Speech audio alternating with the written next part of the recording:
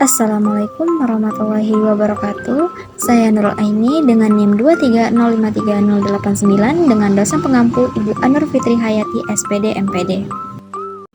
Nah, pada pertemuan ketiga kita ini, saya akan membahas mengenai evolusi teori manajemen menggunakan mind mapping. Di sini saya akan mengulas yang pertama teori manajemen klasik, yang kedua teori manajemen ilmiah, yang ketiga teori organisasi klasik, yang keempat pendekatan hubungan manusia, yang kelima aliran manajemen modern, yang keenam perilaku organisasi. Yang pertama adalah teori manajemen klasik.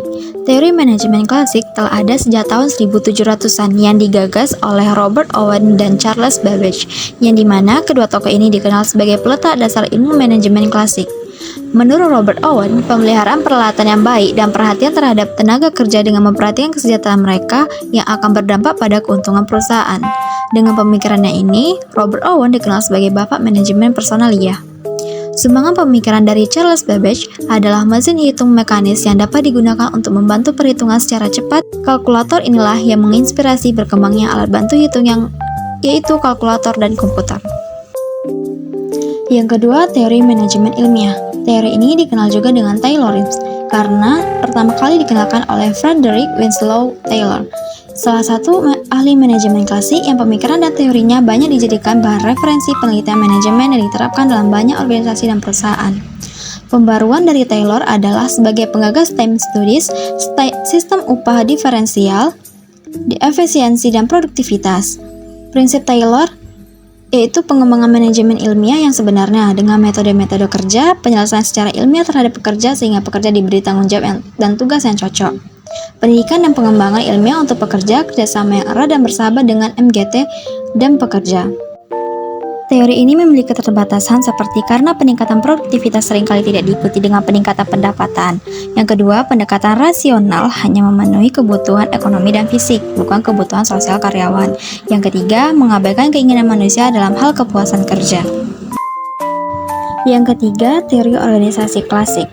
Teori ini populer pada tahun 1900 hingga tahun 1930-an, di mana teori ini menyelesaikan masalah-masalah administrasi. Teori ini juga disebut dengan teori mesin, karena organisasi digambarkan sebagai lembaga tersentralisasi yang tugas-tugasnya terspesialisasi untuk pekerjaan yang memberikan petunjuk struktural yang kaku. Teori ini menyempurnakan dari teori manajemen Taylor.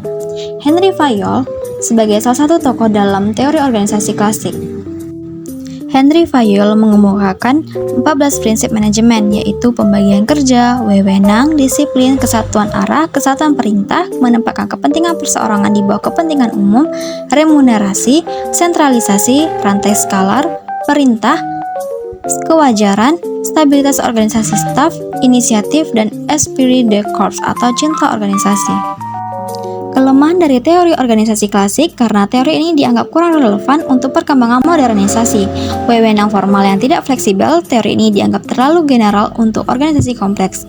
Adanya pertentangan antara prinsip-prinsip klasik pembagian kerja dengan prinsip kesatuan perintah, serta prinsip yang berlaku dianggap kabur dalam decision making. Yang keempat, pendekatan hubungan manusia. Pendekatan ini muncul karena terdapat berbagai kelemahan dari teori manajemen klasik yang hanya berorientasi pada tugas yang menimbulkan pekerja stres dan kelambatan untuk mencapai target dan penurunan produktivitas akibat monotonnya pekerjaan yang dilakukan. Menurut Elton Mayo, ketika manajemen personalia mendorong lebih banyak dan lebih baik dalam bekerja, hubungan manusia akan baik. Ketika moral dan efisiensi memburuk, hubungan manusia dalam organisasi juga terpengaruh menjadi lebih buruk, sehingga faktor motivasi bagi karyawan harus ditemukan. Kelemahan dari pendekatan hubungan manusia ini, yang pertama, konsep makhluk sosial tidak sepenuhnya menggambarkan individu di tempat kerja. Yang kedua, perbaikan kondisi kerja yang tidak meningkatkan produktivitas yang diharapkan. Yang ketiga, lingkungan sosial hanya salah satu faktor yang mempengaruhi produktivitas. Yang keempat, tingkat gaji, struktur organisasi, dan hubungan kerja juga berperan. Yang kelima, aliran manajemen modern. Era manajemen modern berkembang melalui dua jalur yang berbeda. Jalur yang pertama adalah pengembangan sekolah hubungan manusia yang dikenal sebagai perilaku organisasi, dan yang lainnya dibangun atas dasar manajemen ilmiah yang dikenal sebagai aliran kuantitatif atau penelitian operasi atau manajemen operasi.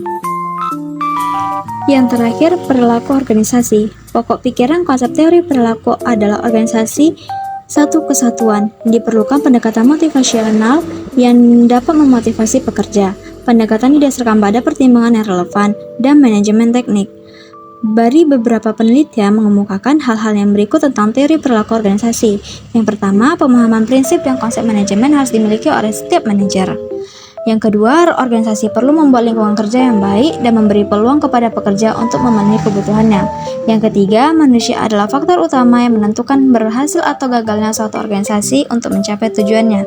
Yang keempat, melibatkan karyawan atau pekerja untuk berpartisipasi dapat mengembangkan komitmen mereka dengan mencapai tujuan organisasi. Yang kelima, penerapan pengawasan menyeluruh terhadap karyawan.